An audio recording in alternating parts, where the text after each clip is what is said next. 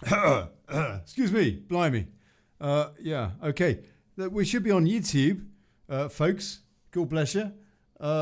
Me and Chris Boosey with Viscount St Davids on the way. So yeah, coming up in 3 minutes, people. 3 minutes.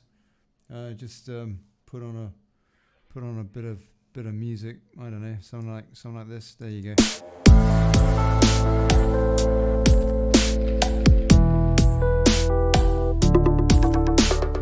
If you're watching an archive version, you may want to, I don't know, fast forward 2-3 minutes to the top of the show.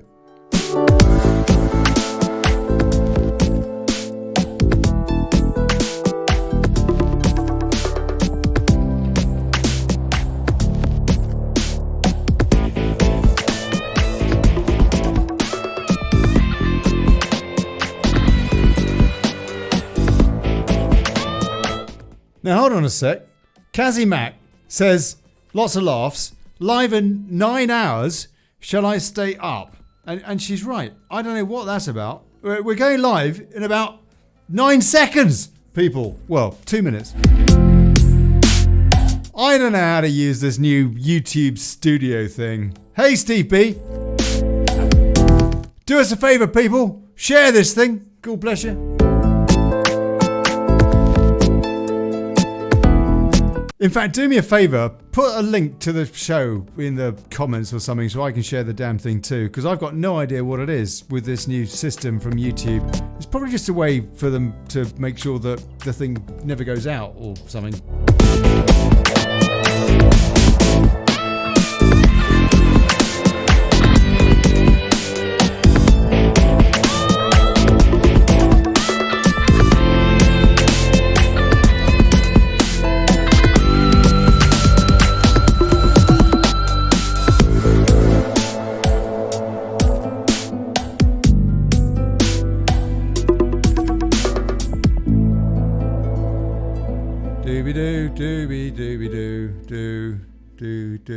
Do. Sing along, Boozy. Right, 1 minute, 30 seconds.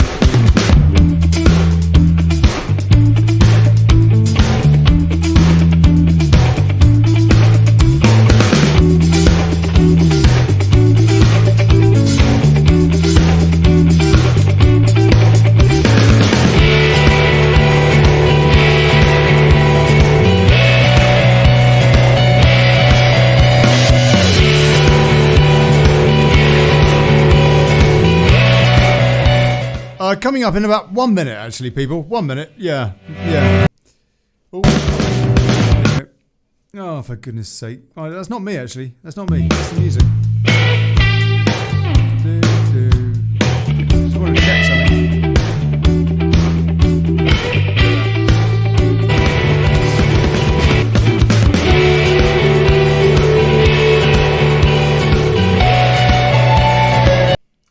Oh, yeah, that's not me. That's the recording.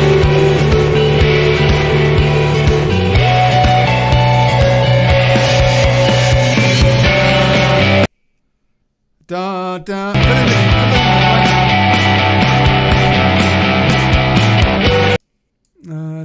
Oh, what a rubbish piece of music. Oh, what a rubbish piece of music. Just start that show and stop messing around, man. For goodness sake. There we go. What's that? There you go. Right. Done.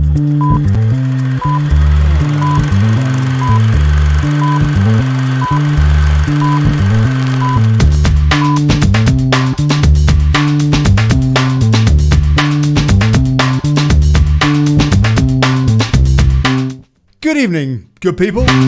Hey, folks.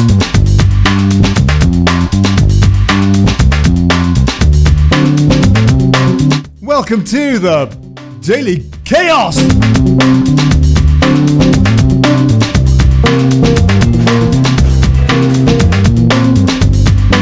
Yeah, Daily Chaos. Auto ab KO. You know what I mean? Yeah, there you go.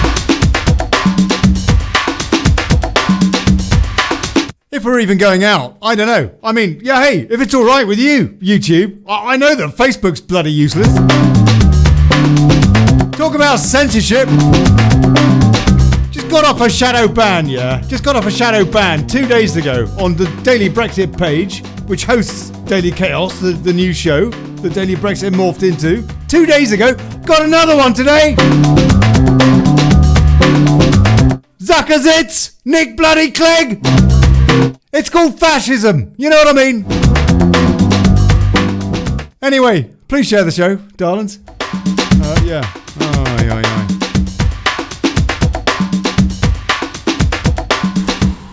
Do. Right.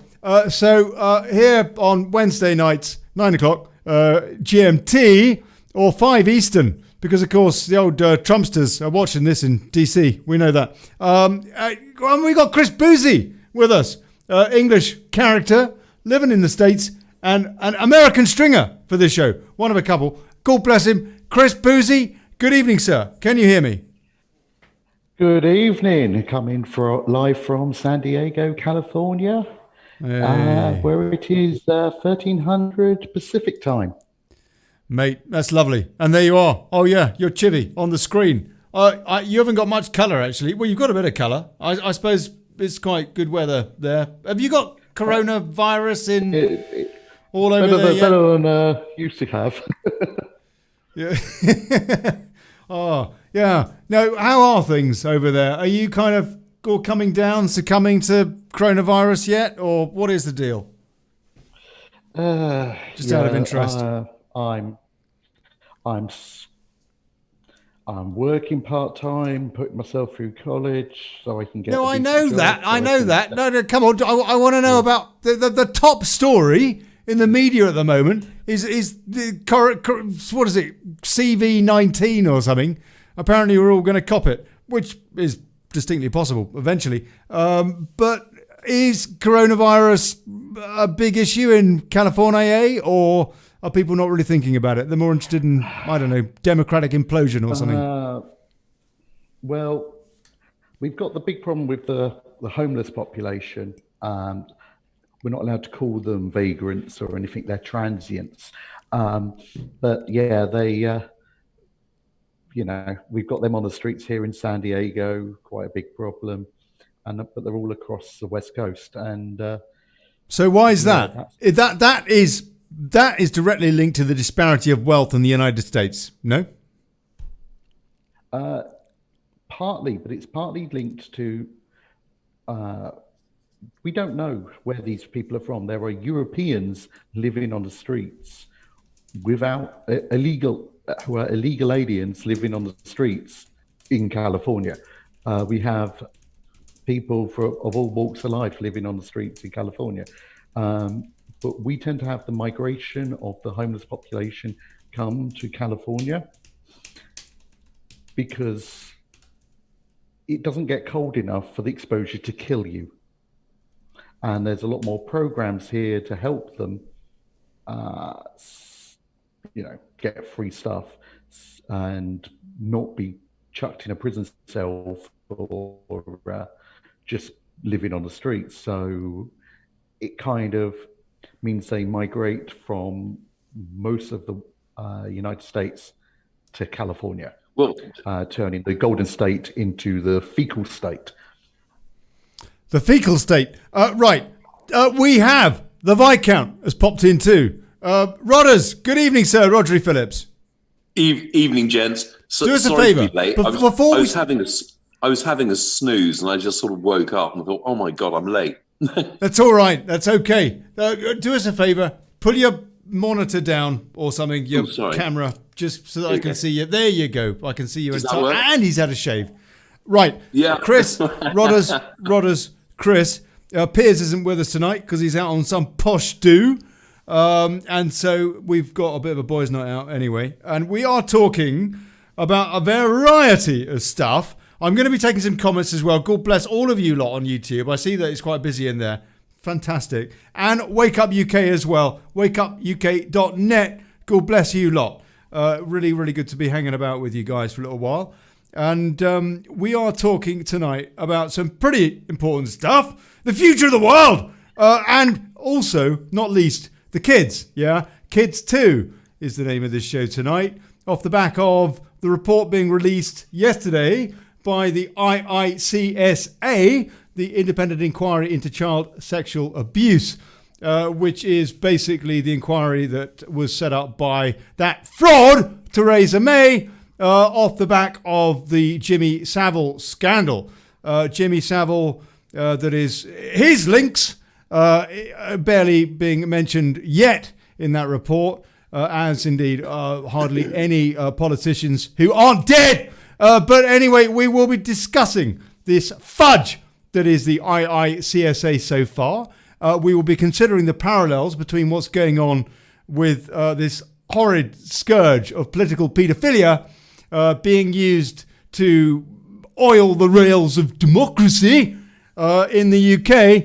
And there is evidence of that, which I shall be bringing up, along with the parallel of the United States, where similar things have been being discussed, and trying not to libel anybody and to get sued in the process, which is going to be interesting. But we are going to start. We will be coming on to that, but we will start by looking at what's going on with stateside politics, which is the main reason that Mr. Boosey is here, to give us a bit of an idea from his point of view. Now, Boosey, you were involved in politics to a greater or lesser extent in the UK with UKIP. Yes. I know that you ran as a candidate and stuff like that. You've got a pretty bit of political agility. And you've been in the States now for about getting on for a year, yeah? Just over a year, yes. What is your feeling, having gone over there and dipped your toe in the water stateside, as to the political environment generally? Because as far as we're being told by the media, it's all, I don't know, Russians and he's orange and all that sort of stuff. You're in California. Is that total libtardia or what? Give us a digest, sir. There's a lot of veiled speech that goes on around here, because you can get in so much trouble for saying anything slightly right wing. So there's you come to the right show, mate. Yeah, I'm a liberal. Sorry, go on with a small L. Carry on. Yeah, but what we tend to find is that far fewer people have drank the Kool-Aid than they like to make out. But because those people who have drank the Kool-Aid are violent, loud, got money, likely to sue, those people that haven't tend to speak around the issue and speak in a way to ascertain who they're speaking to first before they start voicing their actual viewpoints. That is absolutely a ridiculous state for society to find itself in. The reality is that if you want a decent, healthy, vibrant society, you've got to be able to talk to everyone with dignity, and respect, and be able to voice your view, as opposed to dancing around, a handbag or some soiled knickers or whatever it is. Because I happen to love Donald Trump, and I don't hesitate to voice that view, which is probably what's got me banned from Facebook for the last 7 days. Yes, there's a lot of it about. We'll talk a bit about that in a bit, about censorship on social media. But carry on, please. Anyone with a halfway decent education treats everyone with respect, but we shouldn't have to self-censor our views and opinions, because in actual fact, you know the maxim, at the dining table, you should never talk about sex, politics, or religion. Well, I can't think of a better forum, in actual fact, to get a group of people together to discuss exactly those topics. Exactly. I agree. However, I'm actually at community college, and my community college, in its charter, its ethos and values, makes very clear that it is a social justice college. What does that mean? Meaning that we support the rights of illegal immigrants here. You can't talk about LGBT in a negative fashion. You must be this, that, and the other, pink, fluffy, liberal, or you need to be quiet. We actually have at the college free speech zones where you can say something outside of that and not get kicked out of campus. It becomes difficult in a politics class when you're trying to put a position across, and you've got to be careful about how you word it, because you could actually get kicked out of the college for saying the wrong thing. Well, do you know what? Just put a slightly different take on that. I was an HMP, which is Her Majesty's Prison, Wandsworth and Thameside. And do you know what? I love the principle of being able to get kicked out of prison for saying the wrong sorts of things. We'll have to let you go because you've upset some prisoners. And do you know what? Some of the wide-ranging conversations I had in a prison, and again, the whole point about prison life is that you have to respect each other. The violence occurs when people actually become abusive. And do you know what? I had no problem. I was classed as the racist peer. And you can imagine 65% of our prison population are from ethnic minorities. And I didn't have an issue whatsoever in discussing any of my views on Brexit, Gina Miller, immigration, you name it. And you know, funny enough, the Monday, the morning tea break, it was. I had I have a very good soulmate who's coming out now on May the 1st, as long as he doesn't hit another screw. Our cell was absolutely packed for people who wanted tea and a jolly good chat, and there were no topics that were out of bounds. And we'll move on to paedophilia in a moment, but you know that is one topic which in prison you can talk about, but if you are a pedo, you're in big trouble. Hold on a sec. I've just had an urgent message come in from Charles Ernest Spencer, who says that he just caught his manhood in his zipper. And it bloody hurt. He's not going to buy boots again with zips. He's not going to buy, get it? Okay, right. Sorry. Okay, fine. Yes. Is that Spencer who was on the election night special? Yeah, was reading that's out right. the results? Yeah, yeah. We did an election night special with wakeupuk.net, and old Charles was reading the results and got completely carried away and couldn't hear us, and was just in the corner of the room doing like your old uncle or something after Christmas lunch in his chair, kind of Cheltenham won by the Tories, singing swing, dibby, just quietly dribbling probably, and we were trying to get him to join in the conversation or just to shut up, and he didn't hear us, couldn't hear us. He did this, it was hilarious. It's very, very funny. God bless you, Charles. We love you, mate. And anyway, yes, right. So look, okay, yeah, we got a real problem. This whole woke business. And by the way, Daily Chaos is your woke antidote. That is the catchphrase for this show. So please share the damn thing and annoy Libtardia today. But yeah, we do have a problem, do we not, with this woke brigade? Because they are so intolerant and they have no sense of humour. They're so boring. They make me just want to slit my wrists. I mean, that Owen Jones bloke, for crying out loud, or that Greta Thunder bollocks. I mean, for God's now they've introduced another one, haven't they? They've got a right-wing equivalent to that Greta Thunder bollocks. Oh, yeah. Apparently, but between the two of them, they look the total age of about 10, and with about as many brain cells and bugger all ologies, by the way, before telling us what to do and all the rest of it. Talking of woke tards, yeah, we've got that Harry bloke who's just flown into Britain. God knows what carbon footprint he's shoved up there doing that, to launch a site which tells people to take cheap, low-energy flights. I mean, where do these people come from? Where do you know what? 2 + 2. You use your brain. These people are morons. Okay. I'm going to stop ranting. I'm not going to rant. I'm not going to rant tonight. I'm not going to rant tonight. Hang glider. They're annoying or though. Parachute. What is a low energy flight? I mean, how the hell does that work? Hang I gliding. don't know. Flap your wings. Flap your arms and sort of run to the next destination, and it's just nonsense.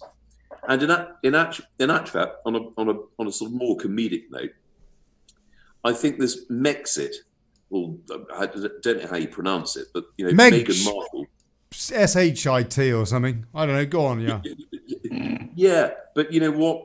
I again, when it comes to the libtards, following in the footsteps of George Clooney and what's his missus called? Oh, blimey. Amal, I don't know, whatever. Limal. She used to be in Kajagoogoo. Oh, did she? No. Oh. Neither did he. They got flooded, apparently. They got flooded. I saw this in the Daily Mail. Very important story. Crucial story, yeah? Half the planet's dropping dead with coronavirus, but George Clooney and Amal, I don't know, Barack Hussein Obama or whatever her name is, they go off, they're getting flooded in the Thames. I said, I put a caption, keep going, they're in the kitchen, keep going. Barricade the windows from the outside. But we do have a problem, don't we? I mean, seriously, we do have a problem that there is not a reasonable debate. No. Well, no, actually, Ollie, I think the point you're trying to make is that the problem we have is that we're prevented from debating because the libtards, I mean, what, Chris, what you just said, that you have special places where you can talk openly about stuff. I mean, that is just, that's nonsense. How did we arrive? It's anathema to our constitution over here. Well, it's an anathema to humanity and all philosophy. If we read Plato's Republic, the whole point of freedom of speech and humanity is the ability to debate and develop our ideas. And if you're prevented from preventing a point of view, and I'm happy to have any of my views challenged at any point. Just as well, because they're mostly wrong. Well, do you know what? If I'm open to change, if you can persuade me. Quite right. Yeah. Provided with sufficient evidence and argument. Those of us who are not then are willing to have our opinions changed because we're willing to have a reason to debate and be like, I'm the only slightly conservative, I'm not even full-on conservative, but conservative leaning person in my class. Small c. One of 40 people in the class, and I'm the one. And you should have heard a pin drop when I quoted Bernie Sanders and comments he made in news articles he wrote. Yeah. What was that? Like children should walk around in the nude, touching each other's genitalia. According to Mike Bloomberg, I don't know, Billions Burke, whatever his name is, Bilderberg, according to that camp, that's what he said. He said, and he also said women can get cancer from having too much sex. Yeah, and he said, Bernie said that when women are sleeping with their boyfriend, in reality, they're fantasizing about being gang raped. And you could have heard a pin drop when I mentioned that. How dare you say that? You can't say that about Bernie. You know, where's your citations? Where's your citations? And I went, it's now on the discussion board. There's 4 citations from 4 different news sources, including liberal news sources, stating that actually he did say it, and his camp has recanted him saying these things, and he regrets saying them in the past. But it's like, yeah, he did say it. He is surely, you tell me, Chris, it seems to me that barring Crooked Hillary, I don't know. I mean, is she? Yeah, she is. I read the Podesta emails, and that's why Julian Assange almost certainly is in the clink. I don't know what's going on with that. Why Trump won't just, maybe he wants to get him into the States, and then maybe he wants him to, I don't know, adopt him as a brother. I don't know. I don't know. Ollie, but hold on. We'll come on to Okay, what's the deal with that, Rodders? What's the deal with that? Let's get that out of the way now. Why isn't Trump saying Julian Assange is a hero? Because for one thing, he released the Podesta emails that basically told us exactly what Hillary was, i.e. taking money from the Saudis and from Qatar when she was Secretary of State, and those two countries were funding ISIS.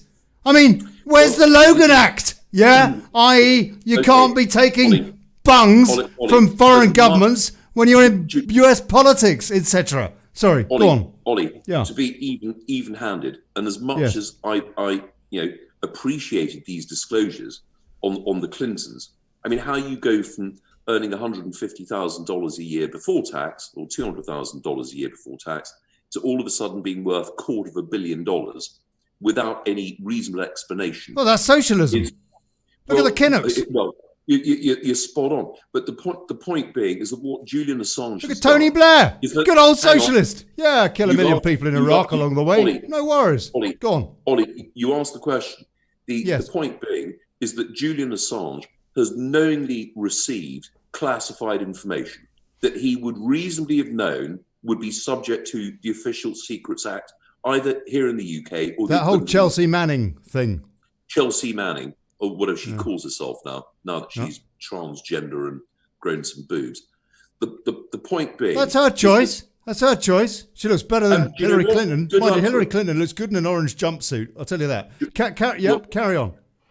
The point being is that he has put lives at risk on the basis of the release of information that he would reasonably have expected to be confidential. And he did not redact any names. This was unedited.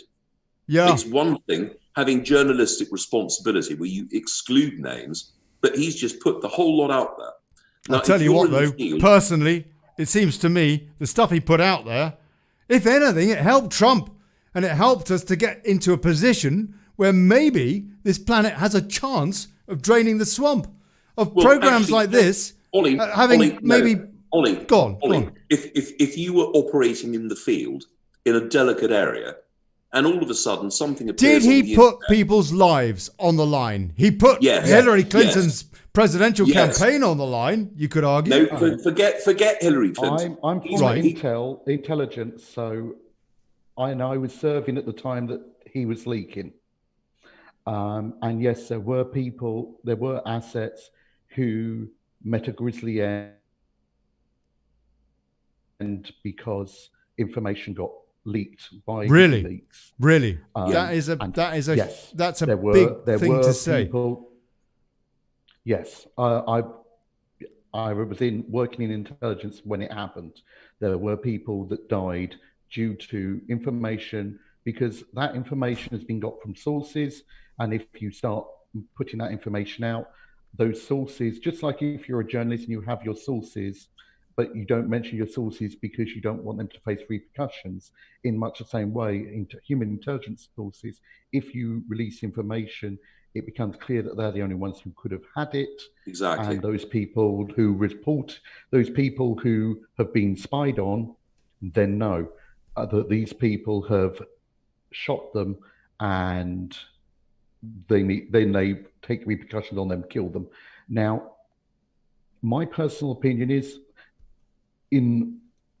yes, some people died, and that's terrible, and maybe in the round, more good has come from some that are like being shone on this.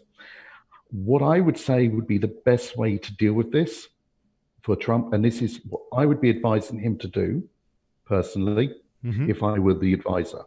I would be saying, let him be prosecuted. Yes. And then pardon him.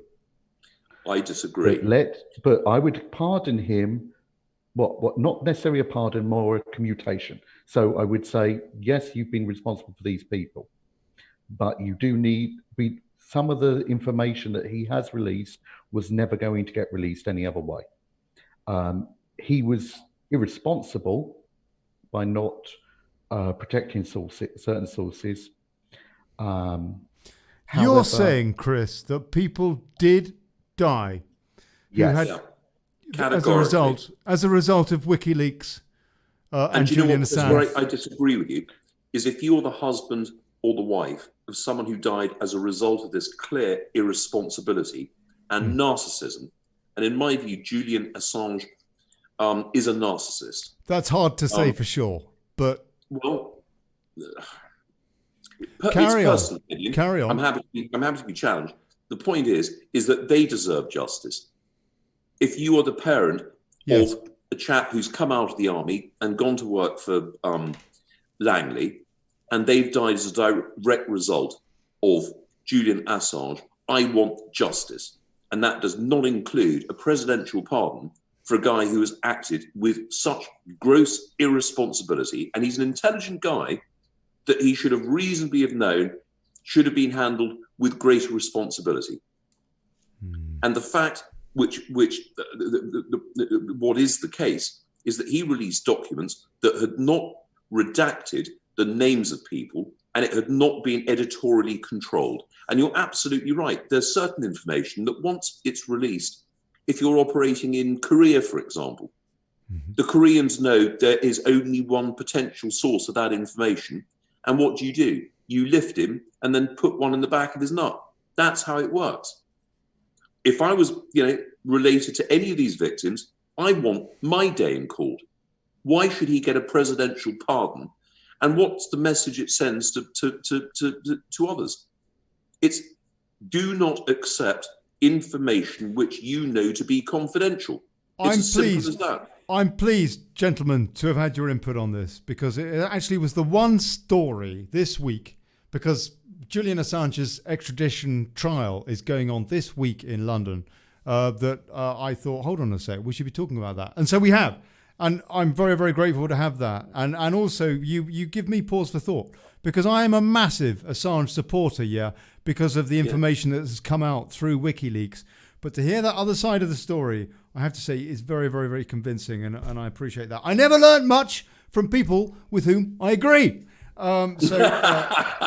Which is why it's so important to have a proper balanced debate. And I was watching that debate last night. This would also, with the debates, this actually does fit in with something with the WikiLeaks emails. Go on, Chris. In relation to Hillary Clinton's emails that were released. And that comes about certain parties that were being had. And... What, on a Caribbean island by that bloke called No. I'm talking about the parties. There's Podesta emails between the Clintons, Podesta, and one presidential candidate called Tom Steyer. Yeah, that's right. He's the guy that nobody knows him. Nobody knows. But there is a seventh Democratic nominee or whatever, or running to be the nominee called Steyer. And I know nobody knows him, but that's because he's, I don't know. Why does nobody know him? Carry on, Chris. Steyer. Yeah, go on. He's staying the course. This is the guy who states he's this big green energy person, though a lot of his money actually came from coal stocks. But let's just put that to one side. I didn't know that was happening. So you're a multi-billionaire. You know what's going on with your financial assets, because all multi-billionaires do. That's the reason why they're multi-billionaires.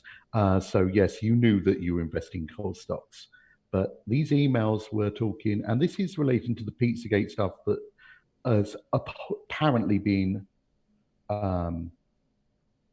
completely proven to be false. However, the FBI still says that these terms are used, and it just seems very, very interesting that Tom Steyer is talking about, when they're talking about in this email about entertainment, about there being pasta and cheese sauce at this you're party. talking about Pizzagate. You're talking about Pizzagate. Yeah. Where apparently they use this code where they order a pizza and they're ordering a child. And they ask for, I don't know, nutmeg sauce or something, or if you want, butter, and it means they want a black kid or something like that. No? 4 terms. A pasta is a prepubescent boy. Hot dog is a post-pubescent boy. cheese sauce is a prepubescent girl and pizza is a post-pubescent girl. Has this not all been debunked? So once they enter that... Has this not all been debunked by CNN, who told us that we're all fake news? Fake news! Oh, no, sorry, that was Trump calling CNN fake news. But then they reckon that we're fake in turn. But has this not all... The mainstream media, did they not tell us that we're all terribly naughty people to be discussing this kind of stuff? And actually, we're just slightly mad. Going to try and say conspiracy theorists. Conspiracy theorists. When there was a hot dog and pizza party at the White House, in Obama's White House, and the amount. Hold on, how do you know that? How do you know that? That was released in some of those WikiLeaks emails. And doesn't necessarily mean that they were all accurate, does it? No. Do you know what I find that? Yeah, but I find just that a second.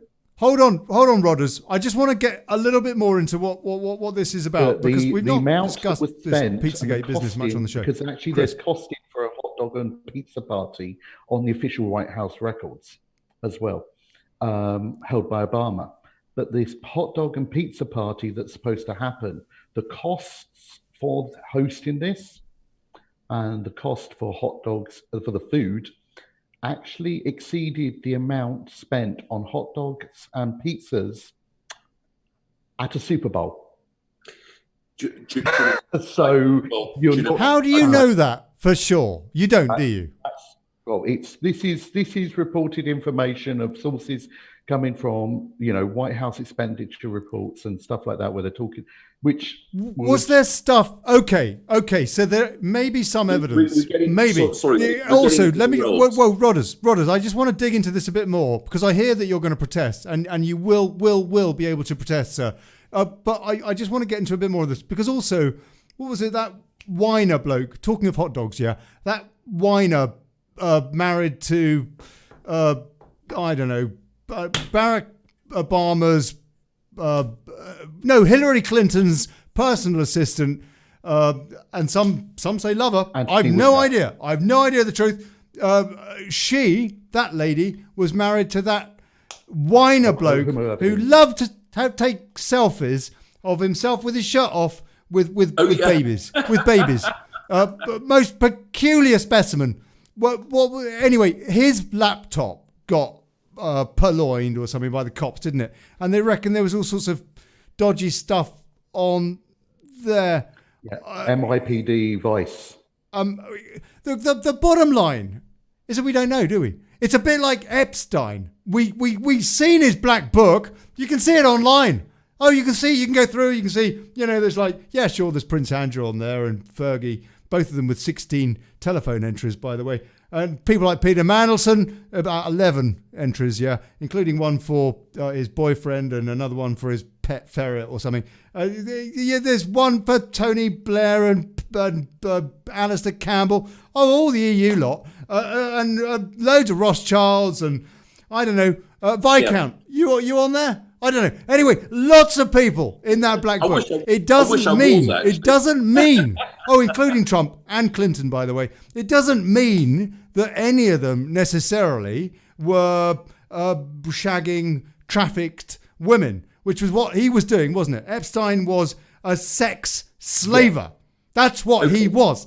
Prince Andrew, he was a sex slaver. Your friend. How am I? Hold on. I'm having a rant. How MI5 did not know about that to advise a member of the royal family? What's MI5 for? If they're not. Oh, by the way, ditto Savile and Charles and Philip and Mountbatten. But anyway, I'm getting off the subject. The point is that the actual individuals, including Andrew, in fairness, in that book, you can't say for sure that they were complicit in Epstein's crimes. And it's a bit like that with this whole Pizzagate thing. Okay, Ollie, please back up there. Let's talk about what these crimes are, and in our modern society, how these crimes are defined. When we talk about what is sex trafficking, when you've got a girl who is of age, who is willing to fly on a private jet to a private island and have a shag and be looked after? What I don't understand this sex trafficking. And I'm going to bring the thing about sex trafficking. She was 16. Under law, she cannot consent to be trafficked in America until she's not in America and in Britain until she's 18, and that's from my work. When you say traffic, I didn't. No, if they're under the age of 18. Yeah, but hang on a sec, Chris. What is trafficking? What does that actually mean? Therefore, she was No, hang on. No, please.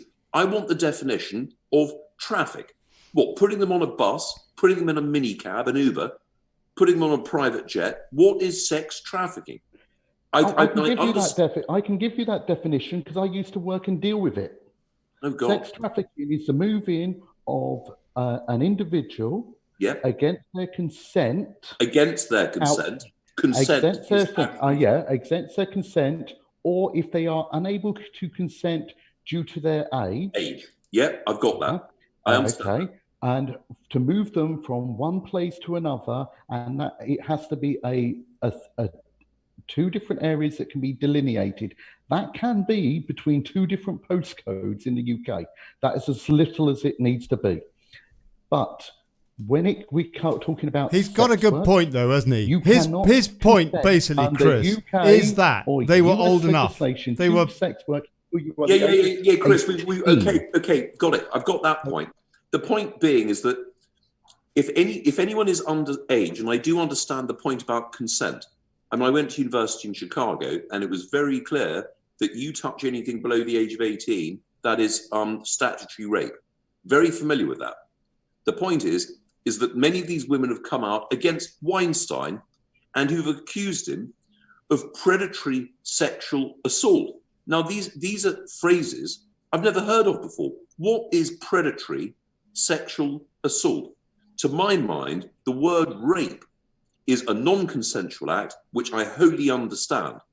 What is sexual predatory assault, which is a new term, like I'm humbled, all these crap American expressions.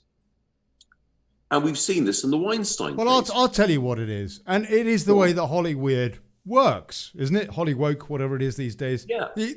So basically you've got some aspiring actress and she's told by, Weinstein or whoever that, you can do this part if you, play with me tackle. And if you don't play with me tackle, you won't do it. And so it's a transaction, but it's also predatory. The answer is life is predatory. People consent to things which perhaps they shouldn't do, but it is within their volition to say no. People could the whole time. I mean, Ollie, that's not all. This is largely the premise of the Me Too movement, isn't it? That it's not quite as simple as that. The psychology, the reason that Weinstein has been put in clink for somewhere between 5 and 25 years, I don't know if he's been sentenced yet. I don't think quite yet. It is because there is all sorts of psychology going on. This is what the prosecution was saying. There's all sorts of psychology going on. It is not as black and white as to say it was, if you like, prostitution. It was more the case that there was a psychological kind of bullying type stuff going on, and also there is a kind of a Stockholm syndrome, which is why some of these folks stay in touch. And guess what? They probably do want to do well for themselves, but somehow, in certain cases, we know that some of these alleged Epstein victim girls were in a very, very bad state financially, with poor families and stuff like that. And they maybe just wanted to help out mum. And all sorts of things. I'm just wondering, is there not? Rodders, let me finish this question. Is there not an argument to say that the problem with the likes of Epstein and Weinstein is the fact that they take advantage of these human requirements for their own sexual gratification? Do you know what? In which case, lock up pretty much 90% of Wall Street. Lock up most of the partners of Goldman Sachs. The reality is that people do prostitute themselves. Lock up anyone who's ever hired a hooker. And I paid for 3 hookers once with 3 letters of credit because I didn't have enough cash. And it's 4 o'clock in the morning. They had nowhere else to go. So lock me up. The point is, it is a matter of consent. And I don't understand this notion, which we've now come up with, the namby-pamby bullying. I mean, what are we? What, are you 4? I can understand the bullying. Hang on. I can understand a 4-year-old being bullied. It's what you learn in school. And when you're out saying, I was bullied by him. Oh, it's a criminal offence. It's like, go fuck yourself. No need for that. This is a family show. Clearly, I'm sure you could tell. Yes. Right. Which is why we talk about hookers and Look, you know what? They talk about this in school now. They ask him if, you're not a boy, you're a girl. Look at your tackle. There's Bernie saying, walk around in the nude, boys and girls, and touch each other's willies and badges. I mean, there's just mad people. Mad people. This is a family show. So your children should be watching this so they can learn that they need to have self-respect, and then they can say to the likes of Harvey, bugger off! Or Cyril Smith, and God knows who else, that knows probably. Anyway, I'm not going to say the names because we'll get libeled. The only people, I think, who have a legal right to make an accusation of bullying are people who have mental disability. People with and so everybody that goes on Love Island, for example, or that goes on Big Brother. I mean, why would you, I'm a celebrity, get me, they're all mad. Why would you go on a show like that unless you've got a mental disability?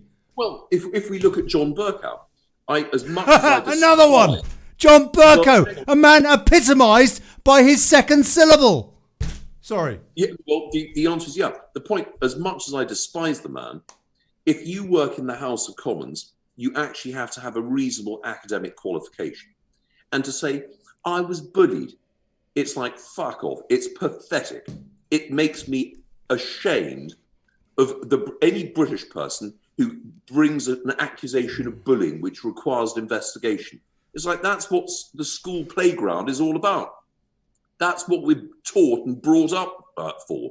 What, we're wrapped in cotton wool and marshmallows? I mean, for Christ's sake. Well, yeah, they are. They are these days, Rodders. Look at these kids. Look at Owen, what's his name, that idiot libtard bloke. He hasn't got a clue about anything in the real world. He looks as though he's been mollycoddled by his mother. He's still in a nappy, probably. Right, okay, look, let's take some comments because I'm neglecting our wonderful audience. And I'm not going to rant anymore. No more rants, no more rants, no more rants.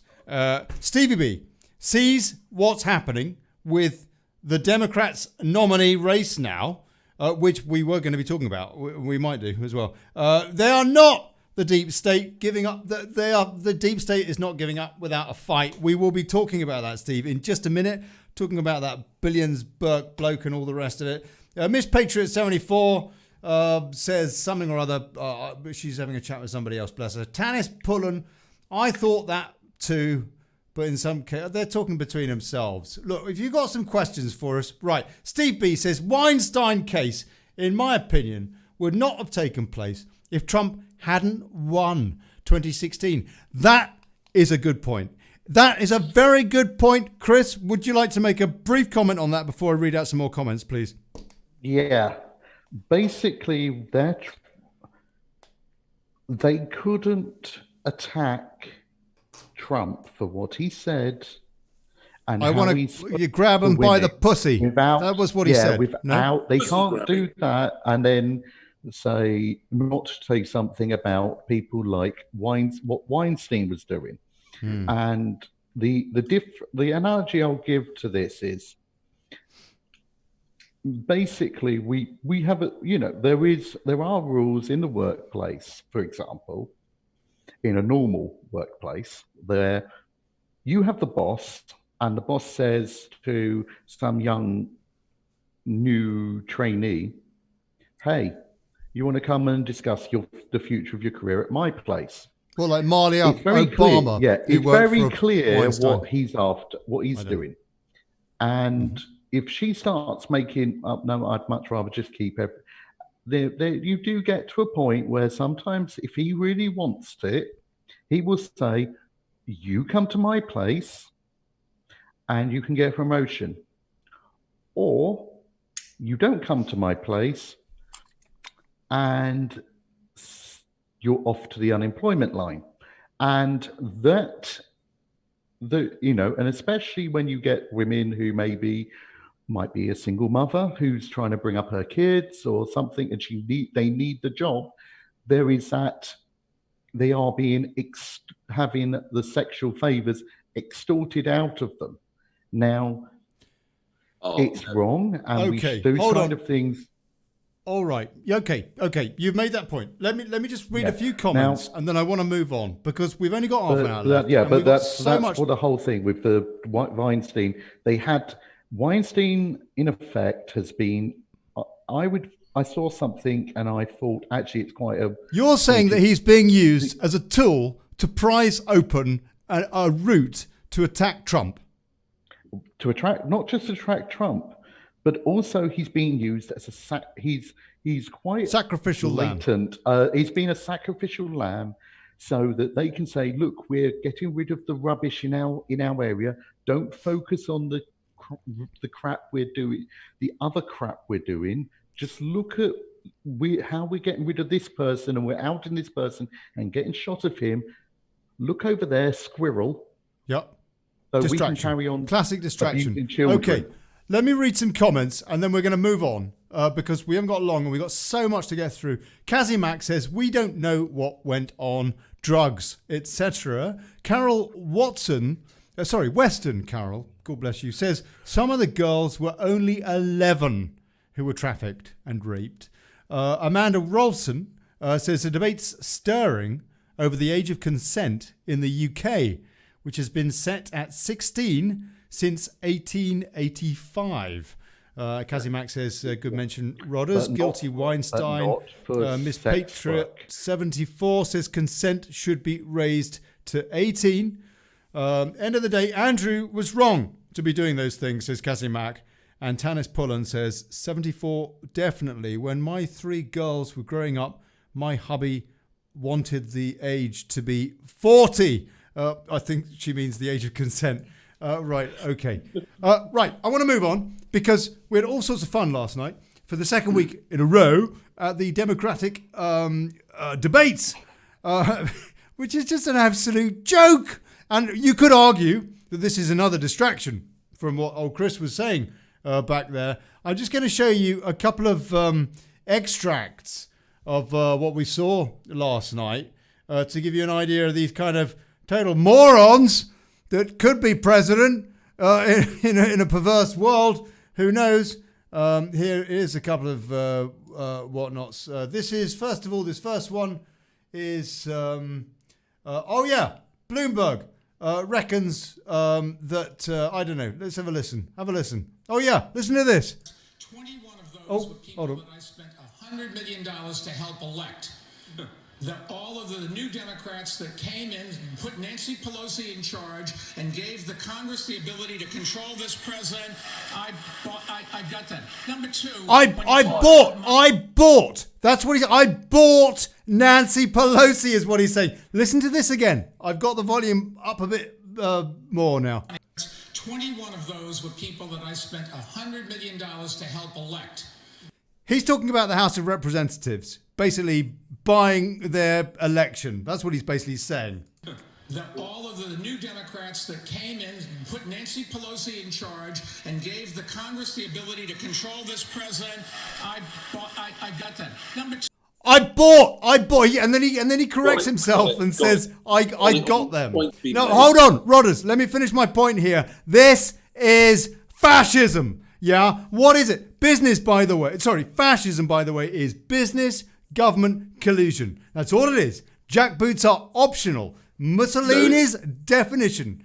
Well, we can disagree with this, Rodders, and you're welcome to come back to me in a second. But I would say that this man who has spent $500 billion buying attack ads, who are basically going after Trump, and who admits there that he basically set up, this is the insinuation for what he just said, that he set up that impeachment trial that we've just seen that wasted so much political time in that House of Representatives and in the Senate. And God knows they distract Russians. And an absolute lot of old cock off the back of Mueller, which was a complete load of old cock, apparently. All of that. He is basically saying that he set that up. Yeah, is that a good use of political time, Rodders? Well, actually, Ollie, I think your anger is a bit naive. I think there are more important things to be angry about, and one is the nature of politics. The reality is, did we need to go to war in Iraq the second time round on the lie, the premise of weapons of mass, satisfaction? Yeah, I'd agree. That's more important, but it happened further away. Go on. Hang on a sec. It comes back to the same motivation. You had Halliburton, who got $50 billion worth of contracts on the back of it. You've got Tony Blair, who, having left as Prime Minister, all of a sudden has his foundation, which is an abused word, and it's, to me, completely meaningless. I have a foundation. Oh, the profundity, the gravity of the word foundation. Same as Amal Clooney and that idiot, puffed husband of hers. and now we've got Brexit. I'll moderate myself. They want a foundation. Everyone wants a foundation because it makes them feel so important. The reality is that Clintons have a foundation and it's enriched them to $250 million. So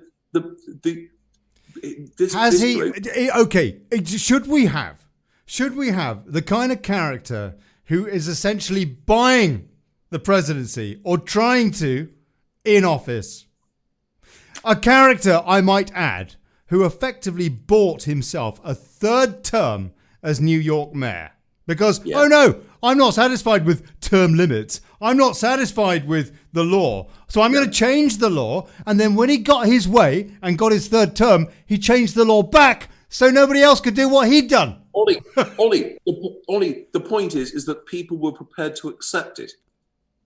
It wasn't. Well, what were they going to do? Were they going to have a revolution? Were they going to start taking pot shots? Well, there were no tanks rolling down Fifth Avenue. Well, quite right, because people tend to be civilized enough to put up with a great deal more than they should have to. And the reason they do is we don't have enough debate amongst ourselves. And in actual fact, I think one of the biggest indicators of this, which is a great tribute to the British people, was the vote on Brexit. We were not prepared to tolerate Europe anymore. The people voted, and they voted again. Twice again. Two elections. Yeah. You know what? Absolutely right. So the point is that there is debate in the UK, of which I'm extremely proud and pleased. And, very patient.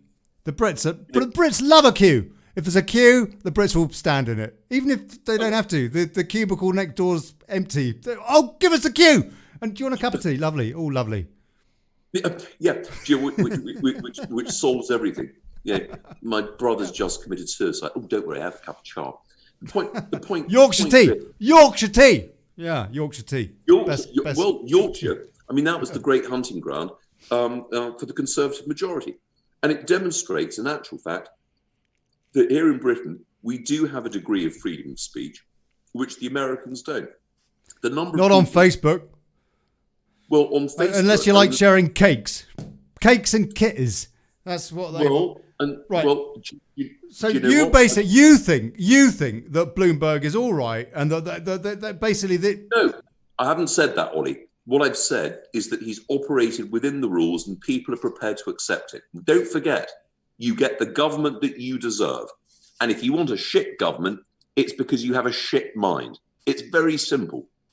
If it's within the law and the rules, and he thinks he's bought the government, well, that's what the American people are prepared to accept. Well, I don't know that they are. I think they're going to basically kick all of that lot out on their bottom, but we'll come on to that. Yeah, but the point is that has he broken any laws or rules within America? No. Well, in which case, the laws allow for that, and you play the game to the best of your ability. So for us to sit here and say it's shocking, it's outrageous, is a waste of everyone's time. Yeah. The reality is what we should be debating are points of principle, and how do we educate people to understand. If we go back to Plato's Republic and we go back to the classics, how do you educate people to actually think more for themselves rather than just place power liberally in other people's hands and go, you get on with the job because I can't be asked.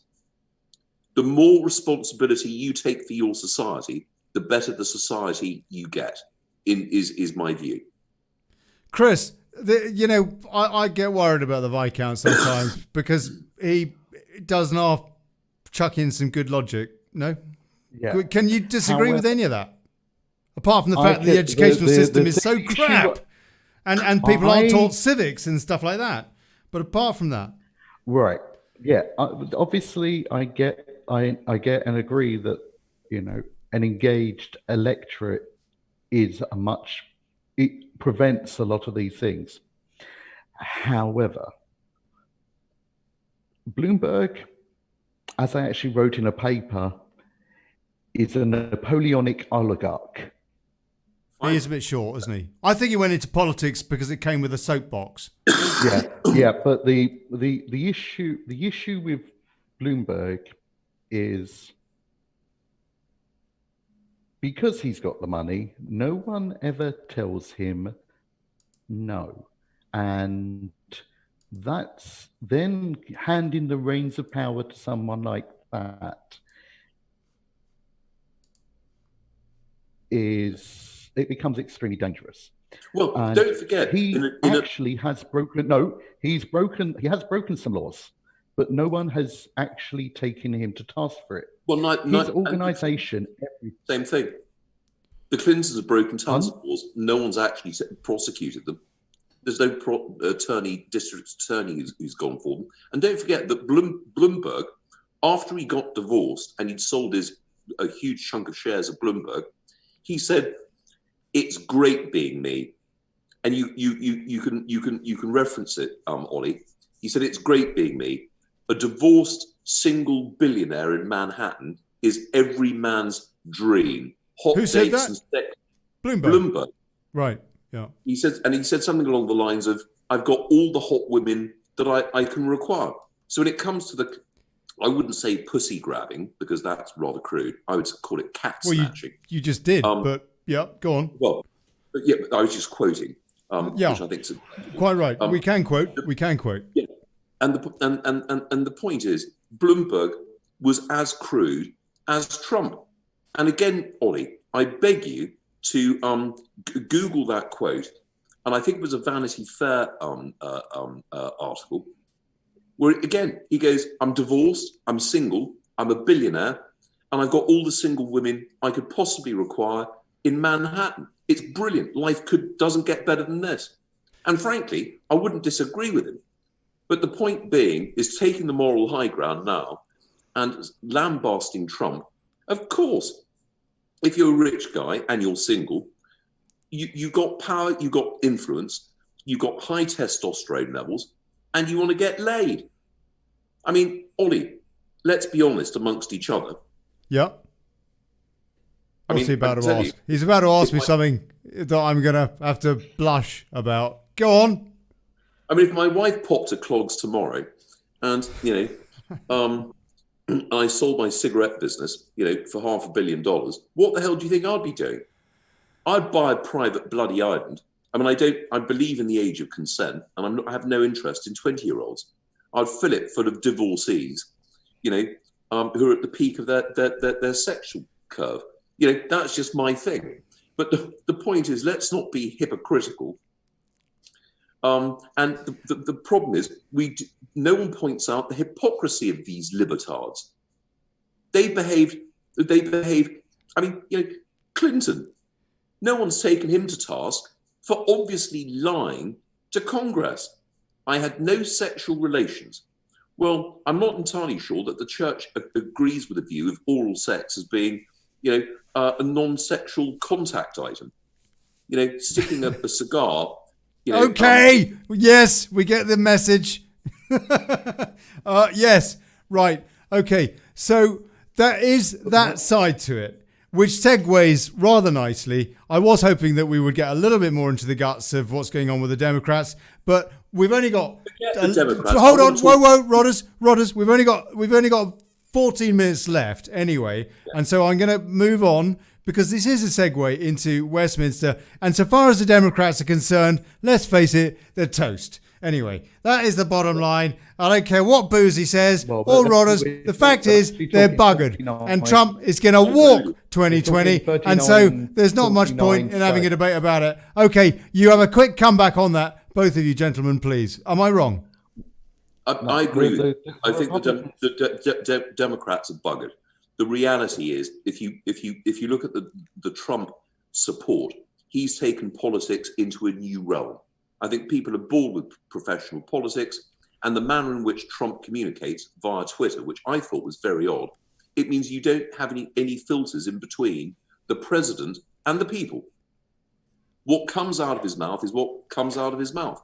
But at least it's whether you like what comes out of it. I thought you were going to talk about Monica Lewinsky again then. Sorry, go on, please. Well, I'm just. Hold on, you've said it. Right, Chris, would you agree? Democrats toast, Trump in. Yeah, second term. I can see there's going to be a lot of screeching in California because they're talking. The Republicans are going to get somewhere in the region that I don't think they're going to get the high end of this, but they're talking 39 to 49 states.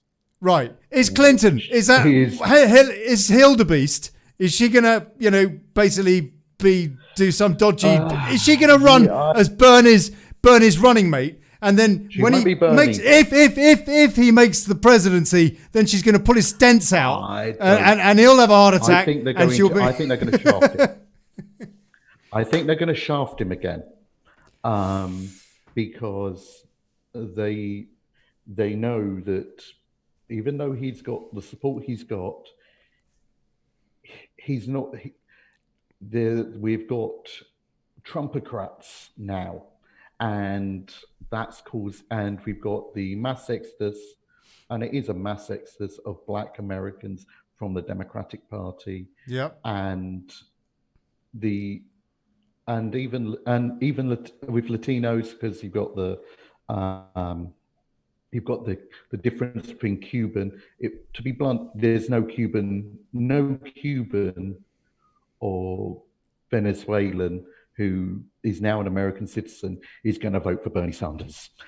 Right. Okay. I'm going to move on. I'm going to move on. But before I do, a couple of things in the comments. Webby, this is over on Wake Up UK. Jason Tyler, who's the governor over there, bless him. He says, shall we invite Rodders to host the open mic show this Friday at 9 p.m. GMT, that will be, people. Because Jackie won't be able to do the hosting on Friday due to the sad loss of a friend.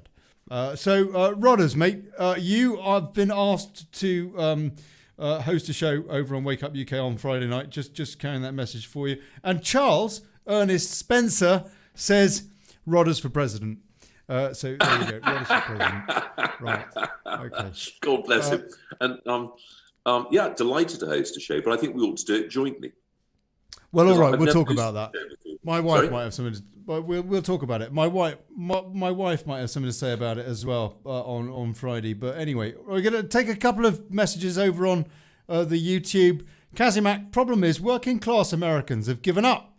And I know, so via a few American friends of hers. Steve B says, crooked Hillary will run with Michelle Obama as VP. That's an interesting thought, isn't it? And Amanda Rolfson says, a dossier on paedophiles allegedly associated with the British government was assembled by the British Member of Parliament, Geoffrey Dickens. God bless you, Amanda. You gave me my segue. Geoffrey Dickens was a point I wanted to make. Where was he mentioned? Where was that dossier mentioned in today's, what is it they're calling it? The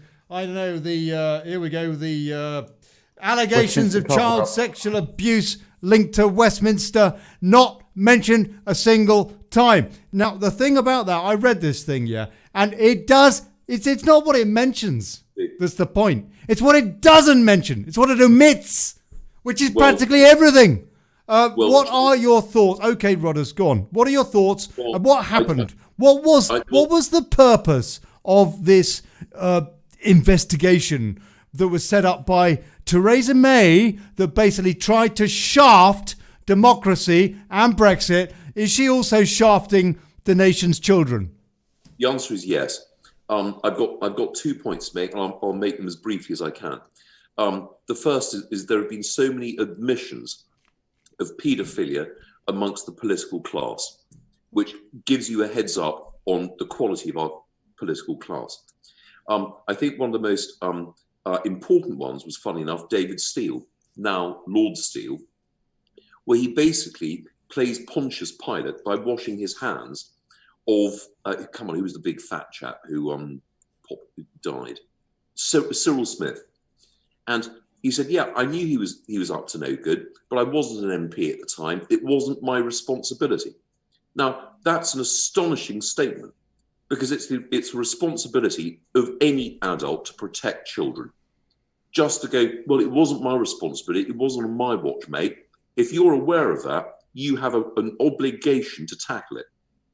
What's more concerning, in actual fact, is, okay, the report buries some of the sins of the past, but what I'm more concerned about are the sins of the present. Yes, exactly. This report, just to give you a bit of an idea, if you look at the index, it's got chapters on the 60s, the 60s, the 70s, the 80s. What about now? What about Tony Blair with Operation Ore? What about, and it doesn't even mention, Veal, the top cop at Wiltshire Constabulary, standing up and saying it was 120% certain that Ted Heath was a paedophile. Doesn't even mention anything about that. Doesn't mention anything.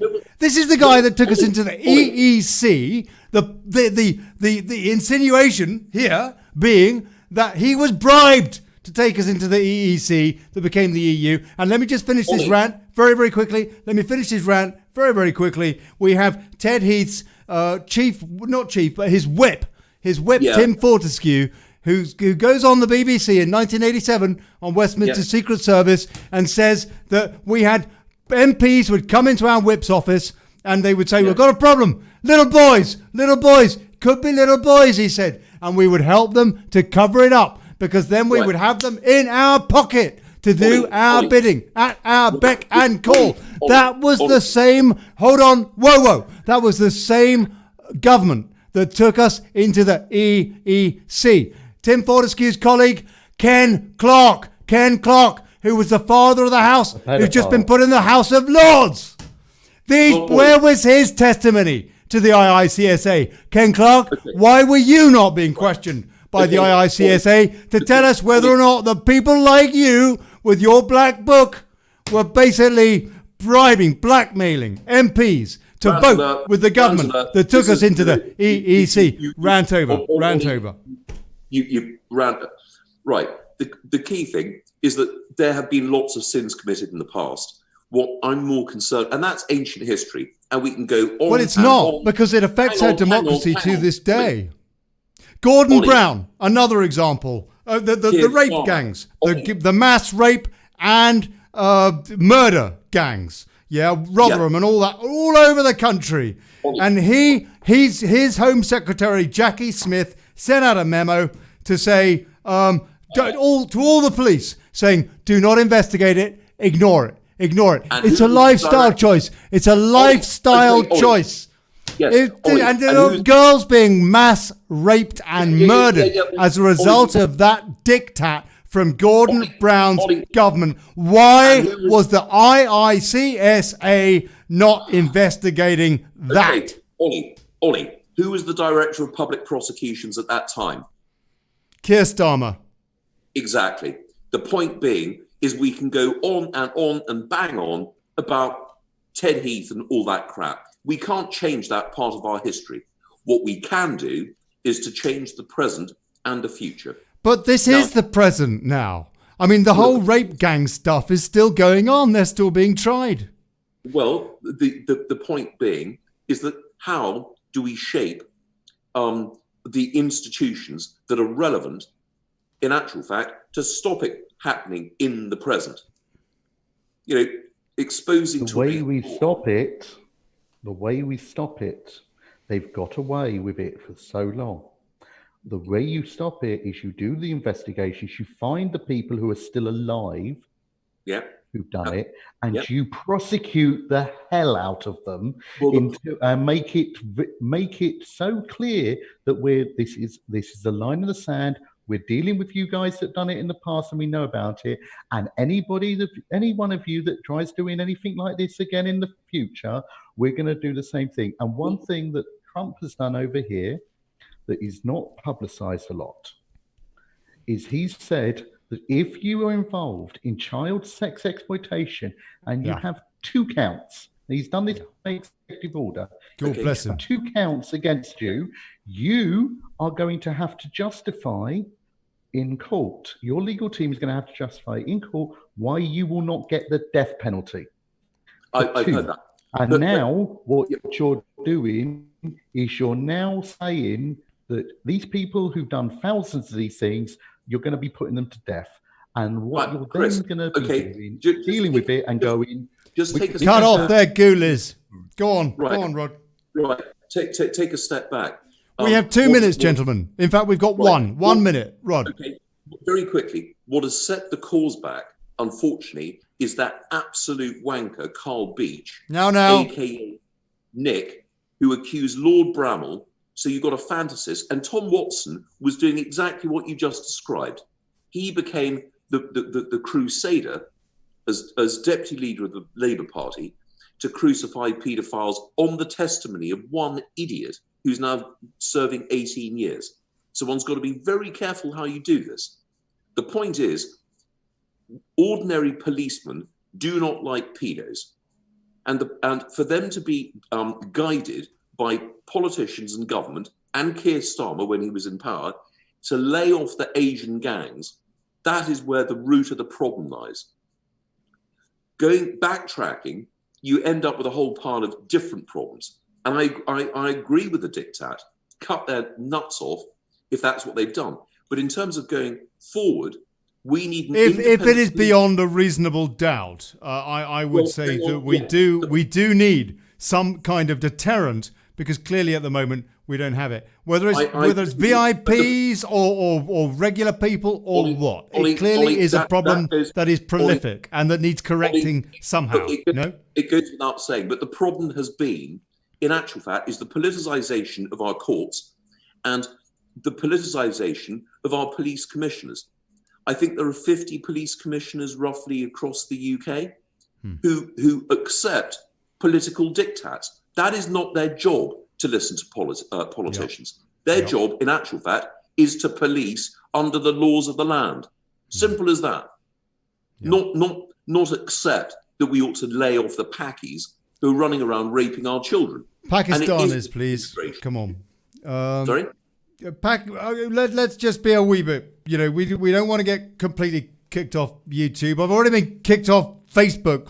Almost certainly again, another shadow ban. Okay, right. That's enough of that VIP pedo stuff, whatever. Yeah. The IICSA report, read it, people. Read it. It does give a bit of an idea, but the stuff that they miss out, and as Amanda Rolfson mentioned in that comment, for example, Jeffrey Dickens and that dossier is a very interesting example. Yeah. And I do wonder how different would be our British way of life and our culture, maybe better preserved, for example, had MPs not been depraved and able, therefore, to be blackmailed and policy rammed through roughshed. Operations like Operation Or covered up by Tony Blair. Regular kind of guy, and so on and so forth. It just beggars belief. But also, I do wonder how much of this is still a problem right now in the UK Parliament. And I'll give you an example. I'll give you one last example, Rodders. the Labour Party, had they got into power, their Northern Ireland secretary would have been that Tony Lloyd bloke who was covering up Rotherham, for example. And then when he was top cop at Manchester, and let me finish. And when that was all covered up and what have you, and he basically had to stand down as top cop in Manchester, then he was parachuted into the Labour Party in a safe seat, and guess which one it was? It was Cyril Smith's old seat. It was Rotherham. Okay, Ollie, very quickly, we are running over by 10 minutes, people. 10 minutes. We're running over by 10 minutes, but only 10 minutes, of which we've already used up 3 or 4. So just a few Ollie, more minutes. Very quickly, minutes. You mentioned the technique of how my father was a government whip in the House of Lords. So I have direct second-hand experience by way of recantation. The point being is if they're not buggering children, little boys, etc., they'll have mistresses, they'll have hookers, they'll have a whole pile of things. The whip's job is to use whatever weakness or chink in the armour is available by way of human weakness to get control and influence over that member of parliament. That is never going to change. It's the bully's law of the playground. He with the biggest stick generally wins until challenged. And okay, the paedophilia bit, in any group of society, you're going to find some weirdos who are perverse.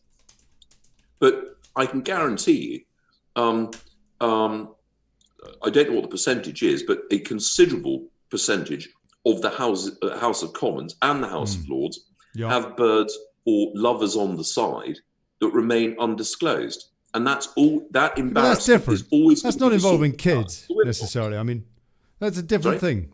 That's a different thing, Rod. Who cares? I mean, you know, you wouldn't have been able to be French president until recently had you not had a mistress. I'm joking a bit. I'm joking. My point is that shouldn't. This is the whole issue. Is what's being done with kids. I agree with you. It's absolutely gross. But the point is that going forward, we need to depoliticize our court system so the DPP doesn't get parachuted into a safe Labour seat, because that's what his ultimate ambition is. You look at Alison Saunders, what she was able to get away with was absolutely bloody astonishing. And we need a police force that are not controlled. They are independent. So a politician does not have the ability, the right, or the power to influence the commissioner for a particular region. And unfortunately,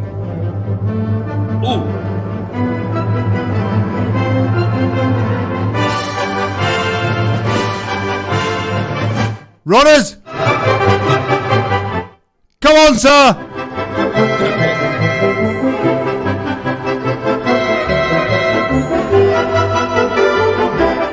It is that time of the evening on a Wednesday night, people.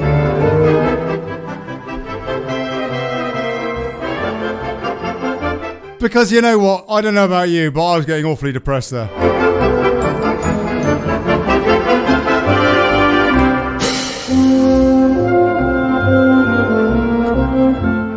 And the fact is, there's a lot of very sick stuff going on. And we're all going to die of coronavirus anyway. But in the meantime, we might as well bloody well laugh and have a bit of blitz spirit. Do you know what I mean? Boosey. Yeah? Oh, good. You're still there. Just making sure. Checking in and make sure all the troops are President Greg.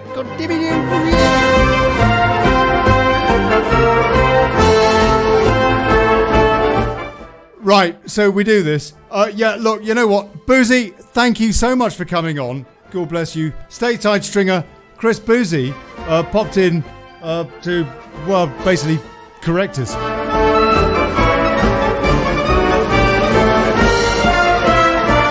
And the Viscounts and Rodders.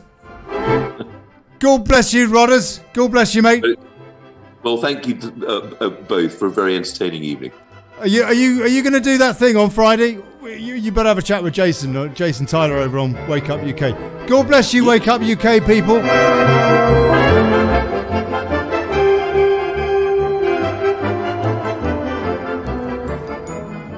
And all you lot on YouTube. And yeah, I know the show's too short. I know that. I apologise. You know what? You can donate. There's a thing there. Donate. Help. And share the damn thing or whatever. I don't know. Got to try and get... I don't know how. I don't know. I give up. It's vocational, yeah? Vocational.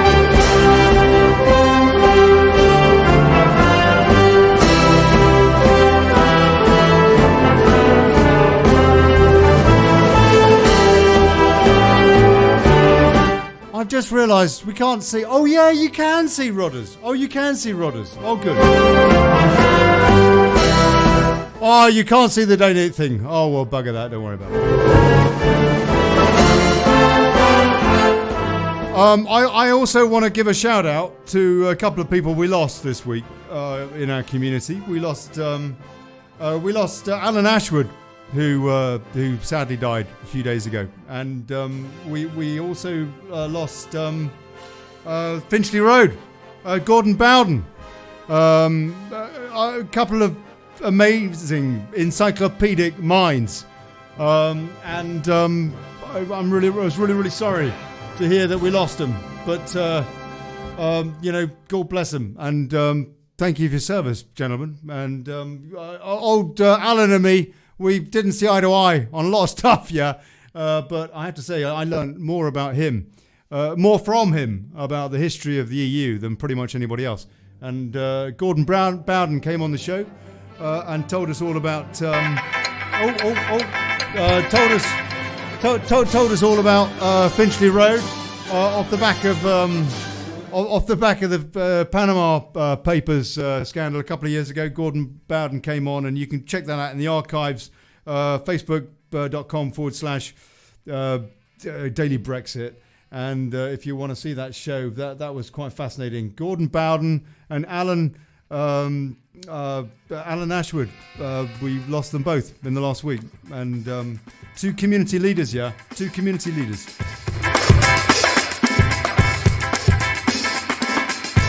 Good sort of community leaders. Hey, Boosey.